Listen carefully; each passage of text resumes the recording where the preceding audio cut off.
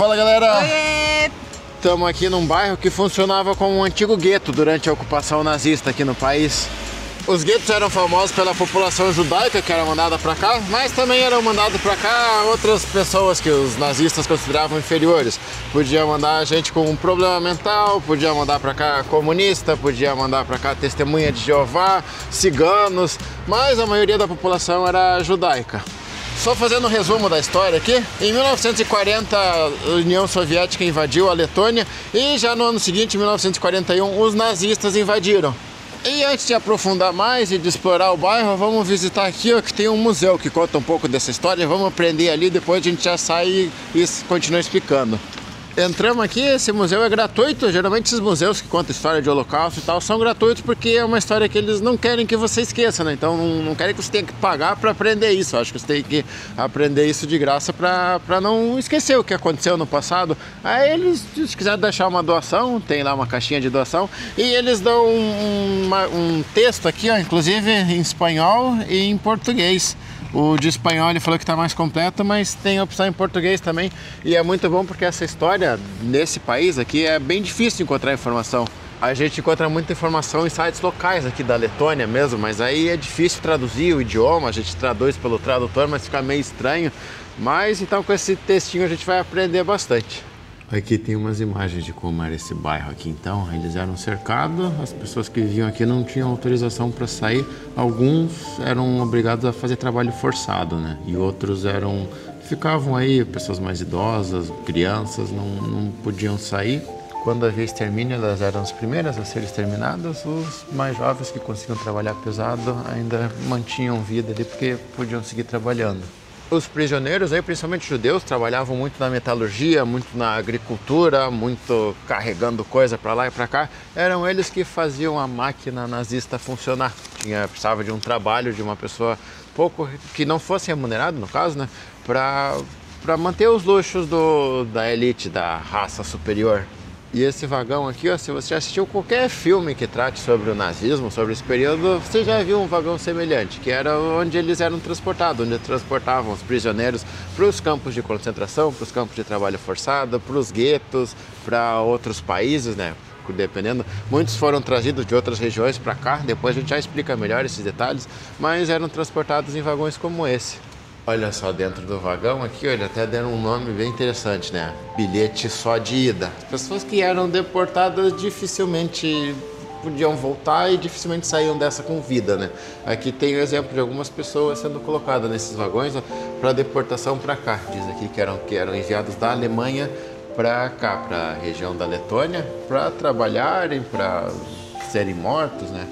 Olha aqui a imagem de um local de trabalho.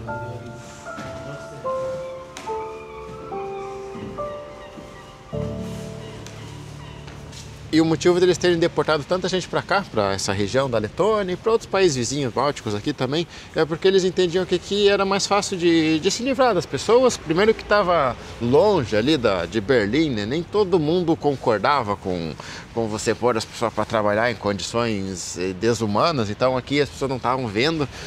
Existia uma propaganda muito grande, né? Eles não falavam publicamente para a população o que estava acontecendo. E também conseguiam, digamos, se livrar dos judeus, né? Não queremos judeu aqui em Berlim, manda para lá, manda para lá. E aqui também era mais fácil de matar as pessoas, tanto por estar longe quanto por ter vários espaços vazios, várias florestas onde dava para levar as pessoas para lá e fuzilar sem ninguém ver, enterrava ali mesmo. Essa aqui é uma casa de como eram as casas aqui no bairro, né? Uma casinha de madeira da época ainda. Ainda tem algumas lá fora, mas muitas se renovaram. Vamos ver aqui o que tem dentro dessa. Essa casa está dentro do complexo do museu aqui e foi trazida para cá. Provavelmente numa época deviam estar derrubando as casas para construir novas, né? Eles falaram, não, vamos preservar uma para mostrar como funcionava mesmo. Então aqui a gente vai ver uma casa onde esses judeus presos viveram durante algum tempo. Ó, é uma casa não muito grande, tem o segundo andar lá em cima. Ela está mais montada num estilo museu. A gente achou que ia ter talvez as coisas aqui como era na época, mas não tem.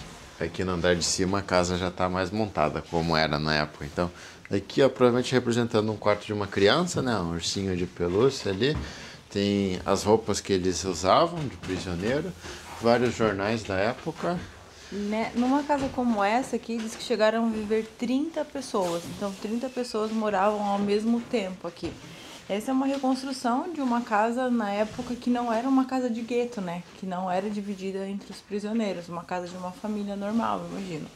Mas você tem que imaginar que na época do Holocausto, aqui dentro de uma casa como essa, 30 pessoas desconhecidas dividiam o mesmo ambiente. E aqui tem uma estrelinha que os judeus eram obrigados a usar. Os outros prisioneiros viviam nas mesmas condições, só que não usavam esse símbolo aí, né? Os judeus ainda eram diferenciados aqui dentro, eram marcados com a estrela. Aqui tem uma porteira, né? Um pedaço do muro aqui que cercava o gueto, ele era fechado com arame farpado. Não sabemos se essa aqui é original ou se é uma réplica, mas aqui dentro eles estão, o nome aqui diz que são aproximadamente 70 mil letões que morreram no Holocausto. Acho que todos os nomes que estão aqui são de judeus. Letões são as pessoas que são da Letônia, né? Então, só que nesse país pequeno foram 70 mil assassinatos, só escritos aqui nessa parede, né? Fora e outros que nem chegaram a ter o nome aqui. Ele diz que esse pavimento aqui era original também do bairro. Aí acho que iam asfaltar e tal, tava urbanizando ali. Eles resolveram trazer as pedras para cá para representar como era a rua na época. Vamos lá agora então, onde ficava o gueto. Foi legal a visita ali, que a gente conseguiu um mapa que mostra certinho ali a localização de onde ficava cada coisa. Então vamos procurar. Só antes queria mostrar no caminho aqui, a gente falou sobre a União Soviética, tem um prédio aqui que é herança soviética, né? Diz que esse prédio aqui ele é uma cópia, inspirado aí, não sei, de um prédio famoso que tem em Moscou. Essa aqui é a Academia de Ciências hoje, e olhando bem aqui, ó, esse prédio com aquela igreja atrás, parece que está na Rússia mesmo, né? E se é por conta daquele prédio, das construções ou não, não sabemos, mas esse bairro aqui onde foi colocado o gueto, ele se chamava bairro Moscou. Não sei se hoje ainda é esse nome, eu acho que ainda é. E aqui, ó, ficava a sinagoga do bairro. Foi derrubada, foi queimada, mas tem as ruínas e tem um mural ali, vamos dar uma olhada. Olha aqui, ó, não sobrou muita coisa, mas ainda tem uma estrutura, dá para ter uma noção de como era. Ali é o memorial e tá tendo um tour, tá tendo vários tours hoje aqui, a gente tá passeando, vai encontrando, deve ter um tour aqui explicando essa história desse bairro. Aqui é um mural com vários nomes, a gente achou que fosse mais umas vítimas, mas na verdade aqui é diferente. É uma homenagem a todos os letões, todo o povo daqui que ajudou de alguma forma, que salvou alguma vida durante o Holocausto. Olha só, aquele cara ali, ó, é o Zanis Lipki, ele trabalhou muito, ele salvou, estimam aí que cerca de 50 vidas, ajudando a galera a escapar, a galera a se esconder. E esses outros nomes são pessoas que colaboraram também de alguma forma minimizar o massacre que aconteceu. Inclusive aqui tem um museu desses Zanis também, ele cuidava da galera, colocava em casa ali, tem mostrando como eram os quartos dessa galera que se escondia, só que tá fechado esses dias, então a gente não vai poder visitar, mas legal vir aqui e ver uma menção a ele. E acho que vai ser legal começar esse passeio aqui mostrando ali que algumas pessoas ajudaram mesmo, mostrando alguns heróis ali que defenderam essas pessoas, porque aqui muita população local apoiou os nazistas, muitos apoiaram a perseguição de judeus. Inclusive existem alguns relatos que quando os nazistas chegaram, a galera estava tão revoltada aqui por conta da propaganda e tal, ficou tão revoltada contra os judeus que começaram a perseguir os judeus, matar os judeus na rua, e os próprios nazistas, os soldados alemães, tiveram que interferir a favor dos judeus. Não que se importassem, né, mas não estava na hora ainda de matar. Falaram, não, esses daí para de matar o cara porque a gente quer mandar ele para um trabalho pesado. Então, para vocês verem como foi a situação. E quando a gente era mais jovem ali, estudante, meio ingênuo, a gente ficava pensando, né? Poxa, como pode acontecer isso naquela época e as pessoas daquela época não fizeram nada, não eram contra? E hoje que a gente está mais velho, conhece mais as coisas, conhece mais como funciona a propaganda e vê os acontecimentos que estão acontecendo hoje, genocídio em Gaza, matança ali na Ucrânia, e vendo, às vezes a gente vê uns comentários absurdos, vendo como está sendo feita, sendo incluída a propaganda, a gente infelizmente consegue entender como é o processo que às vezes pessoas que eram boas acabam sendo influenciadas e começam a apoiar cada tipo de barbárie que acontece. Esses tempos atrás saiu uma notícia na Reuters ali que uma criança recém-nascida morreu na faixa de Gaza porque estava sem teto e a barraca que os pais dele estavam improvisando entrou água e a criança morreu de frio. A criança tinha 1 mês. E os comentários, tinha às vezes os comentários ali falando: é isso aí, um terrorista a menos, não sei o que não falte chumbo a Israel. E ver esse tipo de coisa, ver a morte de uma criança sendo usada aí, galera apoiando por sei lá por quê, revolta, tá? Então é legal caminhar aqui, mostrar como era e como a história se repete. Essa história da criança eu não quis nem ler, eu não consigo nem falar direito porque isso me abalou muito. E eu só vou dizer mais uma vez aqui, nós somos contra qualquer tipo de guerra e nós somos contra qualquer tipo de morte de civis. Não entra na nossa cabeça que um governo tenha que matar tanto quanto a gente vê esses governos matando, seja em nome de Deus, seja em nome da política, porque a gente sabe que tudo que está acontecendo, todas essas guerras, a Segunda Guerra inclusive, tudo é por poder. Em nenhum momento é pensado no cidadão, é pensado do lado humano. Tudo é porque essas pessoas estão em busca de poder. E logo aqui, o segundo mapa ali do museu era portal aqui, a entrada desse gueto. Então quem entrava aqui não podia sair, quem estava lá fora também não podia entrar, salvo com autorização especial, ou se alguém daqui trabalhava fora, né, e ganhava uma autorização especial ali para poder sair. E nisso chegamos aqui, ó, na rua principal do gueto. Ela separava aqui 2 guetos, a gente já vai explicar melhor. E essa rua aqui, ó, que é aquela que a gente mostrou lá no museu, a calçada de pedra, diz que foi daqui que eles tiraram as pedras daqui, porque iam renovar, iam asfaltar a rua, então falaram, não, vamos tirar as pedras para manter lá como era. E vou explicar então como que foi o processo aqui para a população local ficar contra os judeus e apoiar essas bizarrices que aconteciam. A Letônia ficou independente em 1918 e em 1940 já foi invadida pela União Soviética. Então eles tiveram ali pouco mais de 20 anos para curtir uma liberdade. E eles ficaram putos ali, nossa, União Soviética, não queríamos saber disso.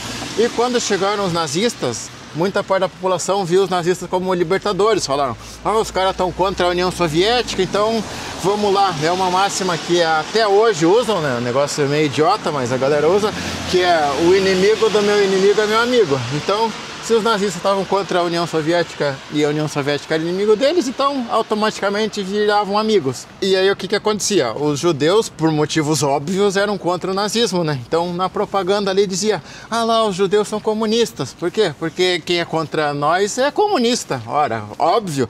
Então a galera, é verdade, judeu é comunista. Pegavam ali, procura algum judeu que trabalha no governo. Tem o ministro do não sei o que, o vô dele é judeu. Então põe lá, judeu trabalha para a União Soviética. Fazia uma compilação dos crimes. Quantos crimes teve na cidade aqui? 100 nessa semana. Então, quantos foram cometidos por judeus? 3 eram judeus. Então põe nas manchetes dos jornais ali. Judeu assalta a loja, judeu mata a pessoa, judeu roubou a velhinha na rua. Mas teve um outro crime grande lá, a gente tem que reportar que assaltaram um banco, mas não tinha judeu. Então coloca a notícia genérica. Rapaz assalta banco, não sei o que. Geralmente, quando era um genérico, não importava a etnia, só é colocado como pessoa. Quando é interessante, eles colocam a etnia, colocam a religião. Então era assim que a propaganda conseguia jogar as pessoas contra os judeus. Daí quando os nazistas chegaram, seguindo o padrão que eles usavam em outros lugares, obrigaram os judeus a usar a estrela, né? Então eram obrigados a usar aquilo, aí não podiam andar em calçada, não podiam ir em parque, tinham que dar satisfação onde estavam indo.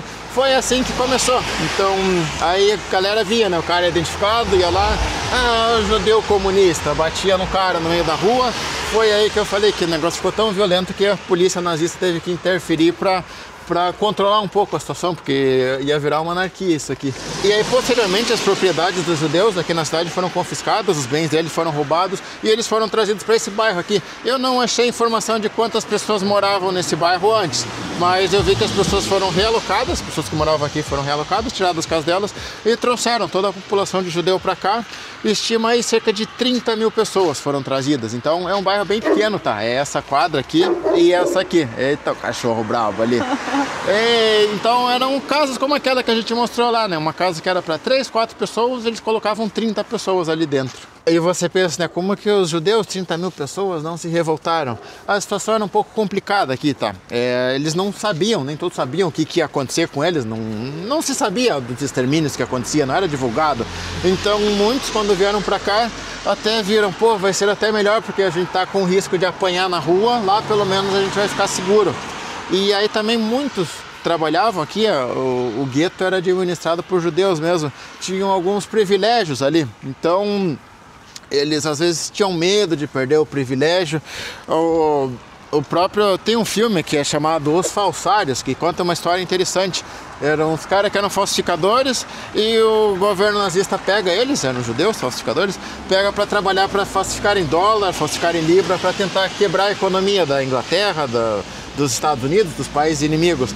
E os caras viviam aquele dilema, porque eles tinham privilégios ali por estar trabalhando, mas ao mesmo tempo estavam ajudando o governo nazista, né? Então os caras falam, puta, vale a pena a gente desenvolver isso e continuar bem, ou a gente boicota o projeto para ajudar a quebrar, mas aí eles vão matar a gente. Então muitos judeus viviam nesse dilema, é por isso que não havia uma revolta tão grande, muitos tinham medo e muitos achavam que era provisório também, falava, não, melhor vai lá, aguenta aí um tempo, daqui a pouco vai acabar isso, daqui a pouco a Alemanha perde a guerra, a gente vai ser libertado, na pior das hipóteses a gente só vai trabalhar pesado.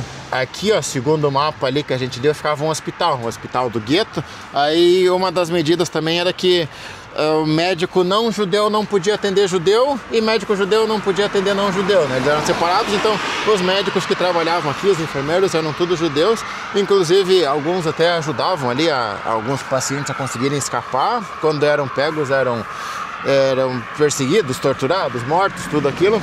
Então por isso que muita gente tinha medo de ajudar também, mas teve alguns heróis que correram risco e ajudaram. E os nazistas não queriam que os judeus tivessem filhos, era proibido ter filho, então algumas partes do gueto eram separadas, homens de mulheres, não podia ter contato, outras partes era mista, mas era proibido ter relação sexual. Só que é muito difícil controlar isso, né? Então volta e meia acontecia uma gravidez. E a pena para gravidez aqui era a esterilização, era a castração. Então, o que acontecia? Muitos médicos faziam um aborto clandestino, via que alguém estava grávida, ia lá, como o médico era judeu também, para que a pessoa não sofresse a castração, eles iam e abortavam tudo escondido ali, para tentar proteger um pouco a pessoa. Aí é importante mencionar também que o governo dava recompensa em dinheiro, e recompensa grande para quem denunciasse judeu, para quem denunciasse onde tinha judeu, ou encontrasse judeu fugitivo. Então aumenta mais o heroísmo daquelas pessoas ali, né, que esconderam, além de correrem risco, se elas entregarem as pessoas, elas ganhavam um bom dinheiro do governo nazista. Então isso incentivava mais e mais as pessoas a denunciarem os judeus. Somado a isso, a pressão social que elas sofriam mesmo, né? Tanto do governo nazista quanto das outras pessoas que odiavam o judeu. Que aí rolava aquela, né? Se falava, puta, mas que horrível que estão fazendo, estão prendendo as pessoas num bairro, numa condição ruim.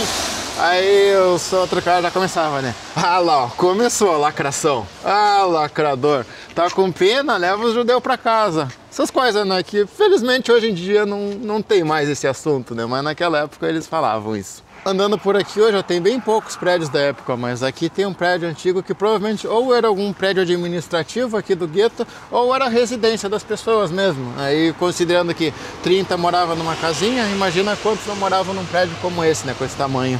Vamos sair um pouco da avenida aqui, que ela tá meio barulhenta, tá meio ruim de explicar, mas só para mostrar aqui, ó, essa rua dividia, né? Aquele ali era o gueto latão, o gueto dos cidadãos locais, e esse aqui era o gueto alemão, o gueto de judeus que vinham da Alemanha. Já vamos explicar como foi feita essa diferença, mas vamos entrar aqui no alemão para mostrar mais. Ah, olha só, aqui tem uma casinha que sobreviveu ainda da época, bem antiga, bem parecida com aquela que a gente mostrou. E olha só, saindo ali da principal, ainda rola a calçada antiga do jeito que era mesmo, com as pedras. Esses primeiros 30 mil judeus que chegaram locais aqui, ficaram instalados em todo esse bairro. Só que aí, pouco mais de um mês depois, decidiram dar cabo aí na vida de cerca de 27 mil, quase 28 mil. Eles levaram para uma floresta aqui perto, a gente pretende visitar ela, e fuzilaram as pessoas lá, mataram lá. Então sobrou aqui uma população bem menor, né? Menos de 3 mil pessoas, e eles alocaram tudo do outro lado da rua, todos eles, porque não se sabe se tem relação ou não, mas Berlim queria se livrar de mais judeus lá, né? Os campos de concentração, os outros aqui da região já estavam cheios, então provavelmente eles exterminaram um monte de pessoa aqui para poder trazer mais. E aí esses que trouxeram, que eram os judeus alemães, foram colocados deste lado aqui. E assim que separaram, né, o gueto alemão do gueto dos locais. E segundo o mapa aqui ficava uma prisão. Eu não sei bem, não tem referência nenhuma, não tem nem plaquinha, mas pela foto ali a gente bateu a localização. Seria por aqui, assim. Existia uma prisão no gueto, né? Eram 30 mil pessoas no começo ali, então era difícil controlar. Inclusive existia a polícia aqui dentro, polícia de judeus mesmo, que tentavam manter a ordem. Existiam até escolas aqui dentro, escola para as crianças mesmo. E aí você pode se perguntar, né? Pô, mas por que tinha escola? Por que educavam as crianças se queriam matar mesmo? Na verdade, a ideia do que iam fazer com os judeus era meio complexa, tá? Os nazistas no começo eles queriam se livrar dos judeus. Não importava se fosse matando ou só trazendo para cá, tava bom. E era bom educar as crianças porque os judeus eram uma fonte de trabalho barata, praticamente grátis, eram praticamente escravos do sistema nazista. Então, se eles tivessem os judeus educados, os judeus podiam fazer alguns trabalhos mais complexos ali de matemática e tal. Quando a gente foi para Madagascar, a gente até mostrou, né, que um dos planos era levar os judeus para Madagascar. Uma das ideias de Hitler era levar a galera para lá, exportar eles para longe da Alemanha. Até a questão de como matar os judeus era complicada, porque você matar uma pessoa é fácil, só ir lá e dar um tiro, mas matar milhares delas é complicado, exige toda uma logística, como você vai fazer, onde vai jogar os corpos, isso era um processo custoso.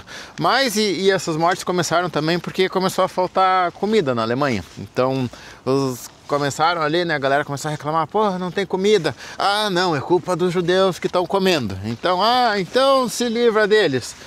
Vamos nos livrar. Então, eles recebiam aqui quase nada de comida. A gente leu que era por dia 200 gramas de pães, que dá equivalente a 4 pão francês do Brasil hoje. E de vez em quando peixe, de vez em quando uma carne de cavalo. E as crianças ganhavam acho que 1 litro de leite por semana. E chegamos nesse parque aqui, ó, diz aqui que era um antigo cemitério judeu, um cemitério judeu de antes ainda da invasão nazista. E quando aqui foi o gueto, continuou sendo usado também para enterrar todo mundo que morria aqui dentro ou que era assassinado por aí. Que hoje não resta nada porque posteriormente à guerra usaram as pedras das lápides aqui para construir as casas. Mas está aqui então uma homenagem para as pessoas que morreram nesse lugar. E nisso atravessamos o gueto, foi bem curtinho mesmo a caminhada, disse que aqui, segundo o mapa, ficava outra porta do gueto, era aqui, outra entrada. E aí o motivo deles terem escolhido esse bairro aqui foi que ele é um bairro afastado, na época era um bairro afastado, né? Hoje ele está bem no coração de Riga, mas antigamente Riga não era tão grande, então aqui era longe e também ficava razoavelmente perto da estação de trem, ou seja, a galera que eles deportavam de Berlim conseguia chegar aqui andando. A estação onde eles desciam fica mais ou menos 7 quilômetros daqui, então eles tinham que andar tudo isso aí, às vezes com criança, idoso e tal. Hoje tem uma estação de trem aqui perto, a gente vai pegar o trem ali pra ir lá na floresta onde aconteciam os extermínios. Ó, aqui tem um mapa, então dá para ter uma ideia. Ó, aqui é o centro antigo de Riga, o centro histórico. A gente está aqui, esse aqui é o bairro. Aí a estação de trem era por aqui, assim. E aqui fica a floresta. E mais para cá tinha um campo de concentração também, que foi construído pelos próprios judeus. E no caminho aqui achamos outro cemitério. Esse cemitério aqui não é de judeus, na verdade é um cemitério, pelo que eu li na internet, não tem muita informação dele. É um cemitério bem antigo que primeiramente eram enterrados mais pessoas indigentes, pessoas que não tinham família, mas tem alguns mortos da guerra também, ó. Então você olha aqui, ó. Tem um memorialzinho ali e todas as pessoas que morreram durante a guerra. Provavelmente são todos soldados aqui soviéticos que lutavam contra os nazistas. Na maioria das lápides aqui as pessoas morreram em 41 mesmo, que foi o ano da invasão alemã aqui. E a estação de trem é logo aqui, vamos descobrir como faz para pegar trem aí. A gente nem sabe se tem esse trem, a gente só viu que tem uma estação e que a linha segue para lá. Não tem ninguém esperando, isso dá um pouco de medo, né? Mas vamos ali, temos esperança de que tenha um trem passando. Essa parte é meio assustadora até, achei que ia ter uma estação aqui, não sabemos nem como comprar o ticket. Vamos ver se o trem passa, pelo menos. Tem um banquinho ali.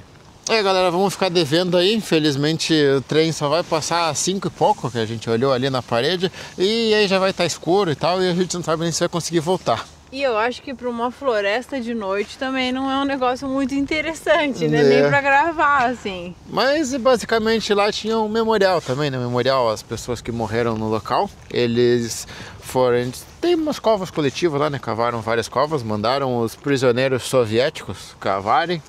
Aí mataram a galera e mataram eles também. Então tá lá enterrado os judeus e os soldados soviéticos, que eram prisioneiros de guerra. E essa floresta, ela é bem importante aqui, porque lá foram exterminadas 25 mil pessoas em apenas 2 dias. Teve uma galera que foi levada em novembro e teve uma outra galera que foi levada em dezembro. E nesses 2 dias eles exterminaram 25 mil pessoas. São várias fontes, na verdade, né? Outra fonte que eu achei lá foi que era 27 mil e outra fonte fala até de 50 mil, porque tinha, além da galera daqui, tinha os que eram trazidos da Alemanha e que alguns desciam do trem e já eram exterminados lá mesmo, nem chegavam a vir pro gueto. Então os números não se sabem com exatidão, mas está aí entre 25 e 50 mil pessoas. E isso falando da floresta de Rombula, porque aqui tem uma outra floresta também e que mais uma galera era levada para essa floresta e lá acabavam com a vida deles. E é isso então, galera, encerramos aqui. Esse vídeo provavelmente vai ser desmonetizado pelo YouTube e ainda vai ter recorde de dislike, porque sei lá por que diabo tem uma galera simpatizante aí de nazismo, fascismo, que às vezes aparece aqui no nosso canal. Se você simpatiza com esse tipo de coisa, não apareça mais aqui, por favor, vá assistir outros canais. Tá no lugar errado. Mas enfim, galera, a gente fez aí o vídeo mesmo ele dando ruim aqui, provavelmente não vai dar bom, mas acho que é uma história que a gente tá aqui, a gente não pode deixar de contar. Se essas histórias vão ficar esquecidas, pelo menos que não sejam por nossa culpa. No possível que a gente puder, a gente vai sempre contando aí as atrocidades que acontecem e que aconteceram no mundo. E quando a gente faz esse tipo de vídeo, muitas vezes ele é desmonetizado e aí ele não interfere só nesse vídeo, né? Os próximos vídeos provavelmente a gente vai ter uma entrega mais baixa. Acontece todas essas coisas com algoritmos do YouTube. Mas é como o Renan falou, pelo menos um pouquinho que a gente pode fazer para levar essa informação, para relembrar um passado triste, para que não aconteça de novo, a gente vai seguir fazendo. E é isso então, galera. Até a próxima! Falou!